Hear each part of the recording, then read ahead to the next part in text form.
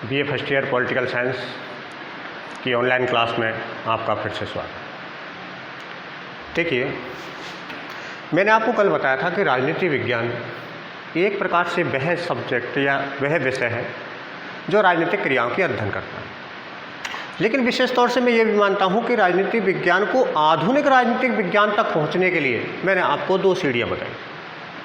जैसे अपन ये मानते हैं कि सबसे पहले परंपरागत राजनीतिक सिद्धांत आया था जो पूर्णतः आदर्शवादी विचारधाराओं पर आधारित था। इसके बाद आधुनिक राजनीतिक विज्ञान का जन्म। लेकिन उससे पहले मैंने आपको बताया था कि व्यवहारवाद और उत्तर व्यवहारवाद दो महत्वपूर्ण वे पहलू हैं जिनके आधार पर हम राजनीतिक क्रियाओं का अध्ययन करते हैं।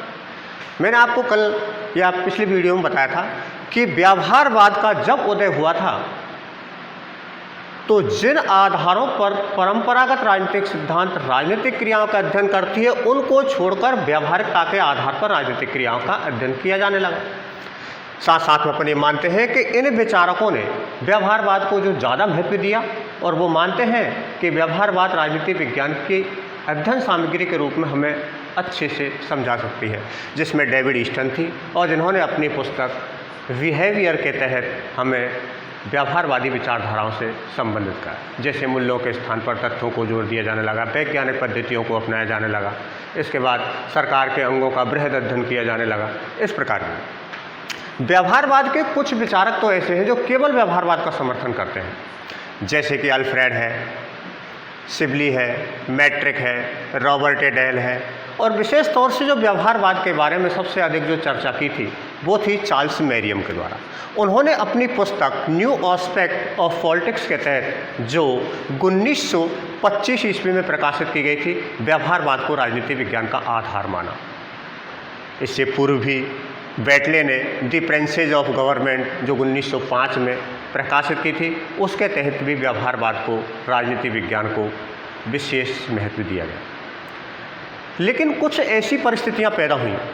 जिसके आधार पर यह किया जाने लगा कि राजनीति विज्ञान की अध्ययन सामग्री व्यवहारवाद से प्राप्त नहीं होती और व्यवहारवाद के ही सबसे बड़े प्रवर्तक रहे रॉबर्ट यानी कि डेविड ईस्टन ने पुनः व्यवहारवाद की ही आलोचना करते हुए उन्होंने उत्तर व्यवहारवाद की कल्पना और उत्तर व्यवहारवाद का समर्थन किया और उत्तर व्यवहारवाद को ही राजनीति विज्ञान को आधुनिक रूप प्रदान किए जाने पर सहमति व्यक्त की थी। उत्तर व्यवहारवाद क्या है, या अपन ये कह सकते हैं कि किन किन कार्यों में उत्तर व्यवहारवाद विशेष महत्व रखता है। तो उन्होंने निष्कर्ष निकाला कि सामाजिक परिवर्तन जिस प्रकार के होते हैं वह उत्तर व्यवहारवाद के बल पर ही समझे जा सकते हैं। इसके बाद अंतर्राष्ट्रीय क्षेत्र में जो समस्याएं होती हैं उन समस्याओं का विश्वसनीय निराकरण केवल और केवल व्यवहारवाद के आधार पर नहीं किया जा सकता और उसमें उत्तर व्यवहारवाद का होना अति आवश्यक है। इसी प्रकार उत्तर व्यवहारवाद में तथ्यों से अधिक मूल्यों को भी महत्व दिया। हालांकि दोनों चीज़ों को अपनाया गया था लेकिन फिर भी मूल्यों को ज़्यादा महत्व दिया गया था। अब अपन के पास आती है कि उत्तर व्यवहारवाद है क्या है। वैसे सामान्य से अपन ये कह सकते हैं कि उत्तर व्यवहारवाद ना तो परंपरागत राजनीतिक सिद्धांत है और ना ही व्यवहारवादी सिद्धांत है, बल्कि दोनों सिद्धांतों को जोड़कर जो हमें अध्ययन सामग्री के रूप में पूरा अध्ययन क्षेत्र दिया है उसे अपन उत्तर व्यवहारवाद कहते हैं। जैसे सामान्यतः देखें कि जहाँ परंपरागत राजनीतिक सिद्धांत के तहत मूल्यों पर जोर दिया जाता है और व्यवहारवाद के तहत तथ्यों पर जोर दिया जाता है, उत्तर व्यवहारवाद में दोनों के अध्ययन को महत्व दिया गया, यानी कि मूल्यों के साथ साथ तथ्यों को भी अध्ययन सामग्री में शामिल किया गया। इसी प्रकार देखिए कि जहाँ परंपरागत राजनीतिक सिद्धांत यूनानी राज्य व्यवस्था से अपन प्लेटो से मान सकते हैं या ये कह सकते हैं कि यूनान एथेंस वहाँ से मान सकते हैं, तो वो पूर्ण रूप से जो शासन व्यवस्थाएं थीं वो आदर्शवादी थीं। लेकिन अन्य जो विचारक हुए जैसे कि अरस्तु है, उन्होंने व्यवहारवाद को ज़्यादा महत्व दिया। आधुनिक विचारक डेविड ईस्टन ने आदर्शवादी विचारधारा के साथ साथ व्यवहारवादी विचारधारा को भी साथ में जोड़ा गया और अध्ययन सामग्री को ज़्यादा बनाया गया। इसी के आधार पर अपने मानते हैं कि परंपरागत राजनीतिक सिद्धांत जहां नैतिकता पर आधारित है वहीं व्यवहारवाद के तहत वैज्ञानिक पद्धतियों को अपनाया गया, लेकिन उत्तर व्यवहारवाद में दोनों चीज़ों को जोड़कर अन्वेक्षण, सर्वेक्षण, निदर्शन और परीक्षण जैसे वैज्ञानिक पद्धतियों को अपनाया गया। और उसी के आधार पर अध्ययन सामग्री तैयार की गई थी। इसी प्रकार से देखिए कि जिस प्रकार से परंपरागत राजनीतिक सिद्धांत के तहत राज्यों का अध्ययन किया जाता था और केवल सूक्ष्म मात्रा में कि राज्य किस प्रकार का होना चाहिए, राज्य क्या होता है, इस प्रकार की, लेकिन व्यवहारवाद में तुलनात्मक अध्ययन को भी महत्व दिया जाने लगा। और तुलनात्मक अध्ययन को महत्व दिए जाने के साथ साथ में अपन ये कह सकते हैं उत्तर व्यवहारवाद में राज्य की ही अध्ययन सामग्री को नहीं लिया गया, बल्कि अन्य देशों की शासन व्यवस्थाओं का तुलनात्मक अध्ययन के आधार पर किस प्रकार ये कार्य करता है और किस प्रकार की शासन व्यवस्था होनी चाहिए, इस चीज़ को भी बताया गया। इसके बाद देखिए कि पहले केवल परंपरागत राजनीतिक सिद्धांत में सरकार का गठन किया जाता था, जिसमें अधिकांश व्यवस्थापिका संबंधी, कार्यपालिका संबंधी, न्यायपालिका संबंधी एक व्यक्ति में शामिल होती थी। लेकिन इसके साथ साथ फिर बाद में व्यवहारवाद के तहत सरकार का गठन किस प्रकार से किया जाना चाहिए, शक्ति संतुलन की अवधारणा को कैसे बनाए रखा जा सकता है, इस प्रकार की व्यवस्था को किया गया था। लेकिन साथ साथ में जब अपन उत्तर व्यवहारवाद में आते हैं, जो एक प्रकार से आधुनिक राजनीति विज्ञान के रूप में कार्य करती है, तो यहाँ पर सरकार का गठन किस प्रकार से किया जाता है, शक्ति पृथक्करण सिद्धांत को कैसे निर्धारित किया जाता है, और शक्ति पृथक्करण सिद्धांत के साथ साथ में अपन ये भी कह सकते हैं कि आपसी समायोजन किस प्रकार से संचालित किया, जिसे नियंत्रण एवं संतुलन कहा जाता है। इसी प्रकार से देखिए कि अध्ययन सामग्री को बृहद बनाया गया, अर्थात जिन पद्धतियों को पहले अपनाया गया था और बाद में व्यवहारवाद के तहत जिन पद्धतियों को छोड़ दिया गया था, अपन ये कह सकते हैं कि उत्तर व्यवहारवाद में परंपरागत राजनीतिक सिद्धांत और व्यवहारवाद दोनों को शामिल करके आधुनिक राजनीतिक सिद्धांत का वर्णन किया गया। अब आपके पास में आ जाता है कि वास्तव में आधुनिक राजनीतिक सिद्धांत क्या होता है। आधुनिक राजनीति सिद्धांत, राजनीति, इस आधुनिक राजनीति विज्ञान के तहत अपन किन किन चीज़ों का अध्ययन करते हैं, ये सारी चीज़ें तो आपको पास में हो ही जाती हैं। इसके बाद देखिए आप कि दुनिया की जितनी भी कार्य हैं, जो आंतरिक क्षेत्र से लेकर और अंतर्राष्ट्रीय क्षेत्र तक जो भी कार्य प्रशासनिक दृष्टि से किए जाते हैं, वो पूरा आधुनिक राजनीति विज्ञान कहलाते हैं। जैसे सामान्यतः अंतर्राष्ट्रीय राजनीति, अंतर्राष्ट्रीय कानून, अंतर्राष्ट्रीय सीमाओं का निर्धारण, विदेशों में राजदूतों की नियुक्ति, प्रशासन का संचालन, संसदात्मक शासन व्यवस्था होनी चाहिए, अध्यक्षात्मक शासन व्यवस्था होनी चाहिए, एकल कार्यपालिका होनी चाहिए, बहुल कार्यपालिका होनी चाहिए, शक्ति पृथक्करण सिद्धांत जहां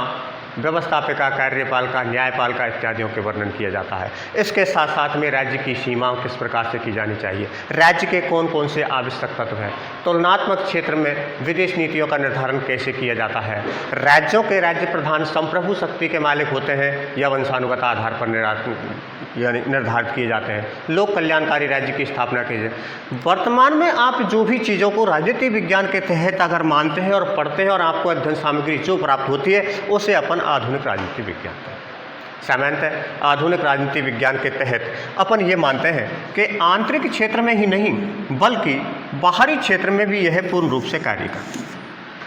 और इन क्षेत्रों में कार्य करने के लिए तीन महत्वपूर्ण चीज़ें जैसे कि मैंने आपको बताई थी, एक तो होती है आपकी राजनीति,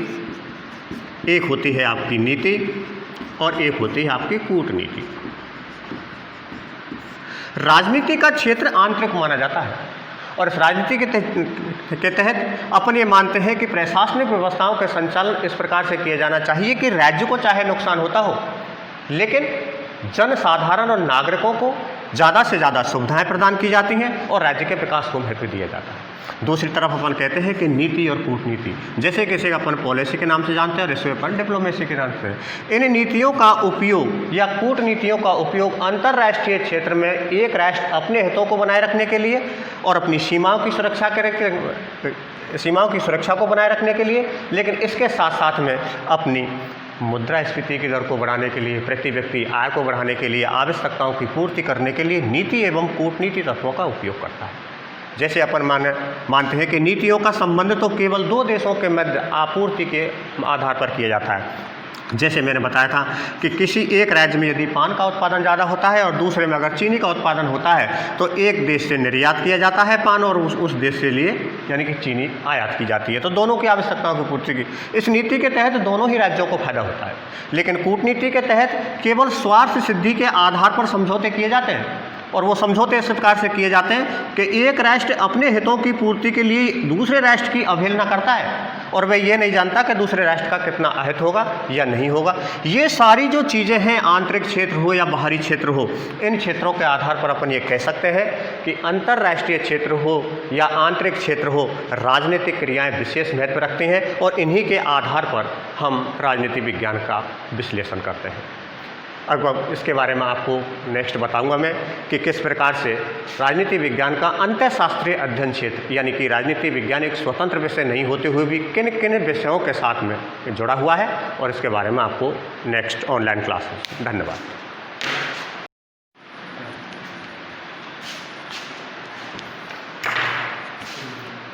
BA first year political science की ऑनलाइन क्लास में आपका फिर से स्वागत। देखिए,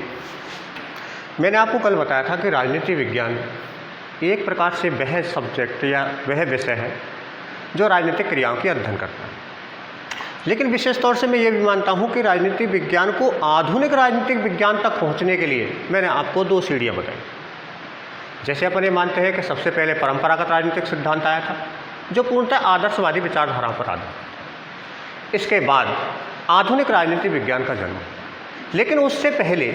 मैंने आपको बताया था कि व्यवहारवाद और उत्तर व्यवहारवाद 2 महत्वपूर्ण वे पहलू हैं जिनके आधार पर हम राजनीतिक क्रियाओं का अध्ययन करते हैं।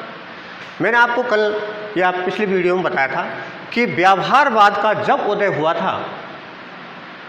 तो जिन आधारों पर परंपरागत राजनीतिक सिद्धांत राजनीतिक क्रियाओं का अध्ययन करती है, उनको छोड़कर व्यवहारिकता के आधार पर राजनीतिक क्रियाओं का अध्ययन किया जाने लगा। साथ साथ में अपन ये मानते हैं कि इन विचारकों ने व्यवहारवाद को जो ज़्यादा महत्व दिया, और वो मानते हैं कि व्यवहारवाद राजनीति विज्ञान की अध्ययन सामग्री के रूप में हमें अच्छे से समझा सकती है, जिसमें डेविड ईस्टन थी और जिन्होंने अपनी पुस्तक बिहेवियर के तहत हमें व्यवहारवादी विचारधाराओं से संबंधित करा। जैसे मूल्यों के स्थान पर तथ्यों को जोड़ दिया जाने लगा, वैज्ञानिक पद्धतियों को अपनाया जाने लगा, इसके बाद सरकार के अंगों का बृहद अध्ययन किया जाने लगा। इस प्रकार की व्यवहारवाद के कुछ विचारक तो ऐसे हैं जो केवल व्यवहारवाद का समर्थन करते हैं, जैसे कि अल्फ्रेड है, सिबली है, मैट्रिक है, रॉबर्ट डेल है, और विशेष तौर से जो व्यवहारवाद के बारे में सबसे अधिक जो चर्चा की थी वो थी चार्ल्स मैरियम के द्वारा। उन्होंने अपनी पुस्तक न्यू एस्पेक्ट ऑफ पॉलिटिक्स के तहत, जो 1925 ईस्वी में प्रकाशित की गई थी, व्यवहारवाद को राजनीति विज्ञान का आधार माना। इससे पूर्व भी बैटले ने द प्रिंसेस ऑफ गवर्नमेंट जो 1905 में प्रकाशित की थी, उसके तहत भी व्यवहारवाद को राजनीति विज्ञान को विशेष महत्व दिया गया। लेकिन कुछ ऐसी परिस्थितियां पैदा हुई जिसके आधार पर यह किया जाने लगा कि राजनीति विज्ञान की अध्ययन सामग्री व्यवहारवाद से प्राप्त नहीं होती, और व्यवहारवाद के ही सबसे बड़े प्रवर्तक रहे रॉबर्ट यानी कि डेविड ईस्टन ने पुनः व्यवहारवाद की ही आलोचना करते हुए उन्होंने उत्तर व्यवहारवाद की कल्पना और उत्तर व्यवहारवाद का समर्थन किया, और उत्तर व्यवहारवाद को ही राजनीति विज्ञान को आधुनिक रूप प्रदान किए जाने पर सहमति व्यक्त की थी। उत्तर व्यवहारवाद क्या है, या अपन ये कह सकते हैं कि किन किन कार्यों में उत्तर व्यवहारवाद विशेष महत्व रखता है। तो उन्होंने निष्कर्ष निकाला कि सामाजिक परिवर्तन जिस प्रकार के होते हैं वह उत्तर व्यवहारवाद के बल पर ही समझे जा सकते हैं। इसके बाद अंतर्राष्ट्रीय क्षेत्र में जो समस्याएं होती हैं, उन समस्याओं का विश्वसनीय निराकरण केवल और केवल व्यवहारवाद के आधार पर नहीं किया जा सकता, और उसमें उत्तर व्यवहारवाद का होना अति आवश्यक है। इसी प्रकार उत्तर व्यवहारवाद में तथ्यों से अधिक मूल्यों को भी महत्व दिया। हालांकि दोनों चीज़ों को अपनाया गया था, लेकिन फिर भी मूल्यों को ज़्यादा महत्व दिया गया था।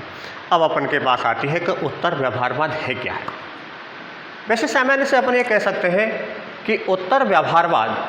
ना तो परंपरागत राजनीतिक सिद्धांत ही है और ना ही व्यवहारवादी सिद्धांत है, बल्कि दोनों सिद्धांतों को जोड़कर जो हमें अध्ययन सामग्री के रूप में पूरा अध्ययन क्षेत्र दिया है उसे ही अपन उत्तर व्यवहारवाद कहते हैं। जैसे सामान्यतः देखें कि जहाँ परंपरागत राजनीतिक सिद्धांत के तहत मूल्यों पर जोर दिया जाता है और व्यवहारवाद के तहत तथ्यों पर जोर दिया जाता है, उत्तर व्यवहारवाद में दोनों के अध्ययन को महत्व दिया गया, यानी कि मूल्यों के साथ साथ तथ्यों को भी अध्ययन सामग्री में शामिल किया गया। इसी प्रकार देखिए कि जहाँ परंपरागत राजनीतिक सिद्धांत यूनानी राज्य व्यवस्था से अपन प्लेटो से मान सकते हैं, या ये कह सकते हैं कि यूनान, एथेंस वहाँ से मान सकते हैं, तो वो पूर्ण रूप से जो शासन व्यवस्थाएं थीं वो आदर्शवादी थीं। लेकिन अन्य जो विचारक हुए, जैसे कि अरस्तु है, उन्होंने व्यवहारवाद को ज़्यादा महत्व दिया। आधुनिक विचारक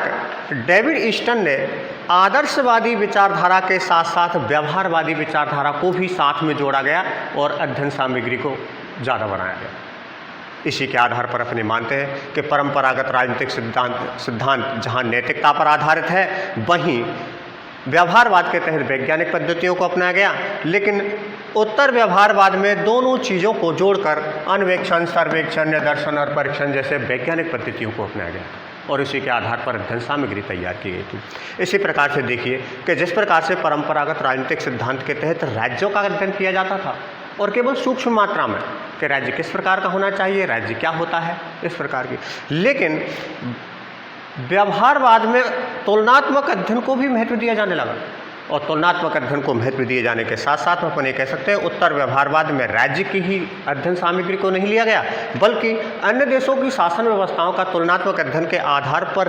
किस प्रकार ये कार्य करता है और किस प्रकार की शासन व्यवस्था होनी चाहिए, इस चीज़ को भी बताया गया। इसके बाद देखिए कि पहले केवल परंपरागत राजनीतिक सिद्धांत में सरकार का गठन किया जाता था, जिसमें अधिकांश व्यवस्थापिका संबंधी, कार्यपालिका संबंधी, न्यायपालिका संबंधी एक व्यक्ति में शामिल होती थी। लेकिन इसके साथ साथ फिर बाद में व्यवहारवाद के तहत सरकार का गठन किस प्रकार से किया जाना चाहिए,